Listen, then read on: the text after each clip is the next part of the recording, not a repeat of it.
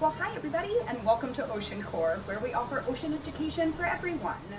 So today we're going to talk about how to be both clean and green during this whole COVID-19 mess. Now, keep in mind that the information that we have on this virus is only about 5 months old, so the information that we have is certainly going to change, and as that changes, I promise that I will provide you with needed updates. So where did this come from?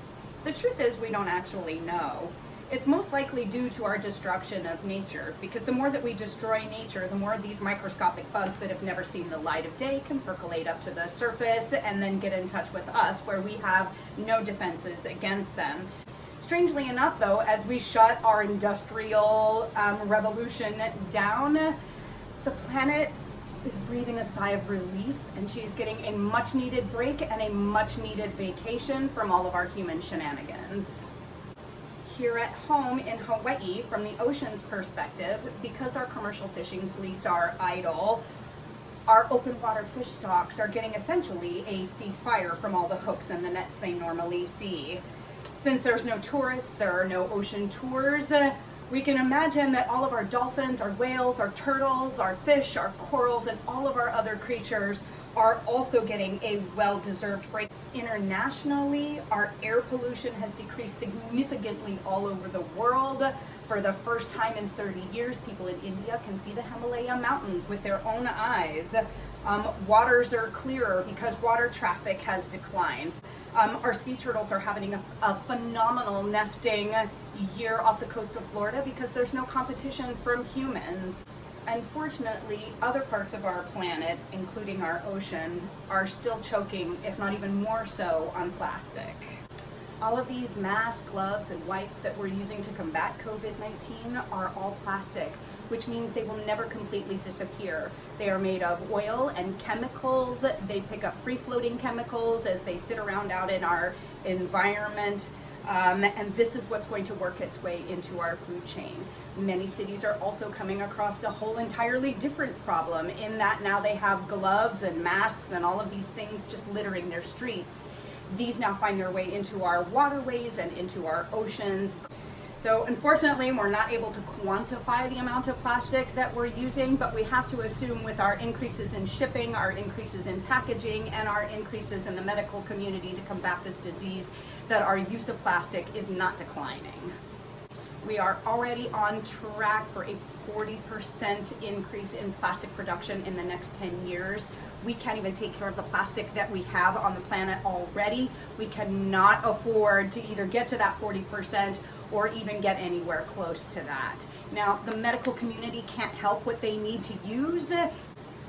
They can't help it, but we can. So what can we do right now, today, in the next 10 minutes to make a difference for both our planet and ourselves? There are a number of different things we can do. The first thing that we need to do is adjust what we clean with. Choose a minimal number of cleaners. The virus isn't super strong. It actually has a very weak lipid or protein shell around the outside that your normal detergent will break down, which allows the virus to fall apart and die. So it's not super strong.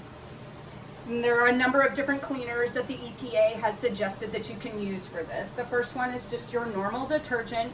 You can also use things like rubbing alcohol, hydrogen peroxide, the commercial cleaners, the Clorox, the Windex, the multi-surface, antibacterial kinds of things.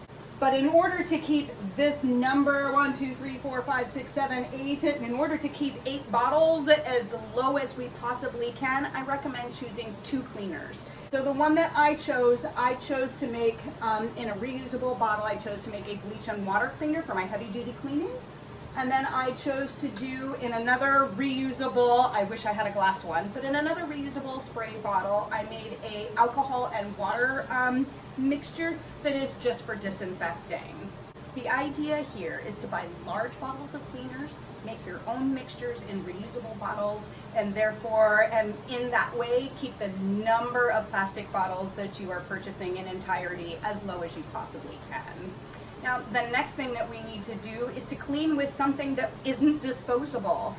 Most of these Clorox wipes that people are so addicted to these days, they are plastic sheets and they come in plastic containers, which means those will never, ever, ever leave the earth, ever.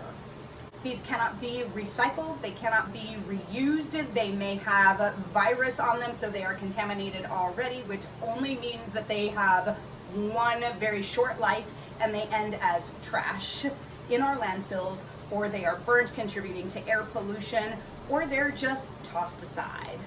And there are actually some really neat products that you can use to replace those Clorox wipes. My favorite one of choice right now is this washable rayon towel. It is made out of bamboo, which is a completely sustainable resource, and it is also 100% compostable. But these you can actually wash, hang out on your line, dry them, and reuse them.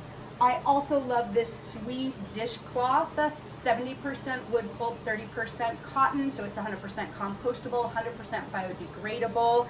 You can microwave them to get rid of germs. You can wash them in your washer, hang them out on your line, and reuse them over and over and over and over and over again. Super, super, super thick. I love these for my kitchen. You can also use your terry cloth towels, or if you have any old shirts lying around, you can cut those up into pieces and use them to clean your house. The other thing that I like to do is to make my own wipes. So I use, again, these bamboo, basically paper towel substitutes. I actually have repurposed a Ziploc bag that I had, but you can also use a Tupperware container, anything with a lid. I put the bamboo towels in here. I spray them with my sanitizing mixture, which is the alcohol and water. This is sealed. I shake it up, and again, this is what I leave outside, and you can take out a wipe down your phone, your keys, anything else that's been out into the community before it comes back into your home. The next thing that we can do to keep our plastic footprint as low as possible is to conserve the masks and the gloves and the hand sanitizer that we're using right now. So for me, I go to the store once a week. That means that I have 2 masks. It only takes about a week for whatever virus or whatever is living on here from the first use to dissipate. So I have 2 masks, and I use one every other week when I go to the store. That way I don't have to disinfect, and I recycle and reuse, and I don't waste masks. Unless you're working or you're in a really high risk health category, I also recommend only using the hand sanitizer when you don't have access to soap and water. So generally when you're out and about in stores, running errands, things like that. That will conserve not only the liquid that is inside, which is hard to find as you know, but it will also keep the number of bottles that the liquid comes in as low as we can possibly keep it. And again, unless you're at work or unless you're in a really, really high risk health group, I also recommend using your gloves very, very sparingly. I try not to let the gloves give me a false sense of security, because the virus gets on the gloves and it spreads as easily on the gloves as it does on your hands. So when you do have to go out into the community for those weekly errands and you have to do your shopping, I think the important thing to know, and we do know how long this particular virus does live on some surfaces. So for example, on copper, it lives for 4 hours. On cardboard, and therefore paper, it lives 24 hours. On plastic and steel, it lives for 72 hours. And on glass, it lives for 96 hours. That's part of the reason that I would either opt for the paper bags or, again, use my own. Now, many grocery stores are not allowing you to bring in your own bags because they cannot control where they've been, and I totally get that for the safety of their employees. However, I know that my bags are washed and clean, and I am perfectly happy to bag my own groceries so that I don't take home more resources than I need. So I use my canvas bags, I bag my own groceries, I bag them in my cart, and right now I'm not even using my produce bags for the exact same reason, because the employees at the store don't know where they came from or what is on them. So at the moment, I'm just placing one of my bags on the top of my wagon. I place all of my vegetables loosely in it. They go through the checkout, I bag them, and I still have not brought home any more plastic than I left with. And after you've run those errands and you want to treat yourself and not cook that evening and grab something on the way home, please make sure that you choose your local establishments. They're really struggling. They need your help. Refuse the plastic bags. Make sure you refuse the plastic silverware. You should be going home. You should have your own. Refuse the drink. That saves a cup, it saves a lid, and it saves a straw. The only other thing that we can do is please keep up any other non-plastic habits that you've already formed, learn some new ones, and continue to make non-plastic choices whenever possible. So since this whole COVID-19 pandemic has thrown us collectively into a mode of change, whether we like it or not, let's really make it count. Subscribe to our YouTube channel and like or comment. Check back soon for more videos or information. If you have questions or comments, or there's a specific topic you'd like to learn about, please send your thoughts to me, Lynn, at OceanCore.org. And if you learned anything today, share it forward, everybody. Thank you so much for joining us. We'll see you next time.